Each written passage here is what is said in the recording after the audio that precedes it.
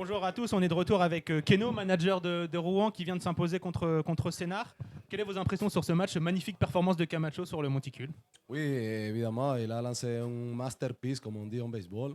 Et bon, de l'autre côté du scénario, il y avait un très bon lanceur aussi. Donc, c'était plutôt ce qu'on appelle un match de lanceurs.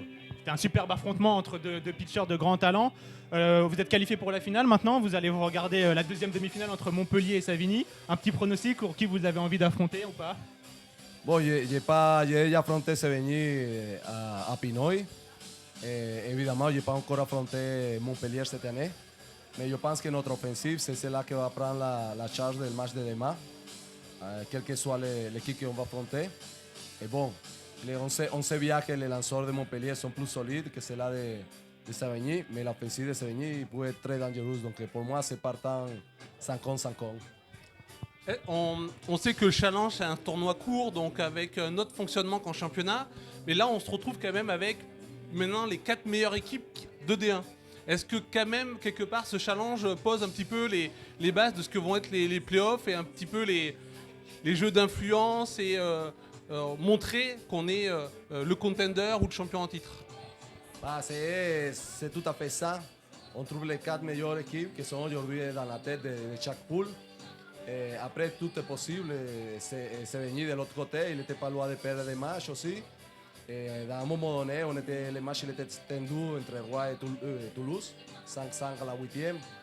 Voilà, donc tout est possible dans ce type de tournoi. L'important, c'est garder la sang-froid en tant que coach et essayer de vraiment utiliser une stratégie cohérente que tu peux repartir dans 4 matchs, dans 4 jours. Et on sait qu'il va falloir être stratégique puisque vous avez été nommé sélectionneur de l'équipe de France en remplacement de Bruce Bocci qui malheureusement est obligé de rester aux États-Unis pour les raisons de santé qu'on connaît. Quelles a été un peu vos impressions quand l'annonce est sortie, de la fierté, de tout le travail accompli surtout?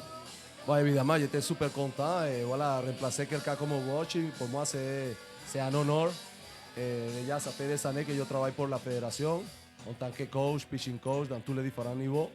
Et que maintenant je sois choisi pour la DTN et la fédération pour devenir le nouveau manager, c'est un honneur. Et bon, je vais essayer de faire le meilleur possible pour garder la France en haut. Alors, entre la D1 et les Coupes d'Europe où les Huskies sont régulièrement en Coupe d'Europe A, en club champion, est-ce que vous voyez quand même l'équipe de France cette année pouvoir enfin, plus que titiller, mais vraiment s'imposer dans le top 3 ou dans le top 5? Bah, en fait, Coupe d'Europe, championnat d'Europe, c'est en fait un tournoi où tout est possible. Ça va dépendre de quoi?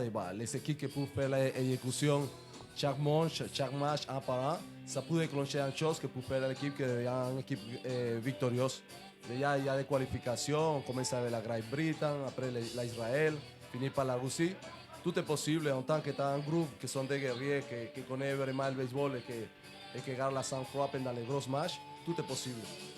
Merci Keno, on va pas vous prendre plus de temps que ça, on sait que vous finissez votre match et on va vous laisser vous activer. Merci beaucoup et puis bonne chance pour la Coupe d'Europe et puis on attend avec impatience votre première liste en tant qu'entraîneur et surtout bonne chance.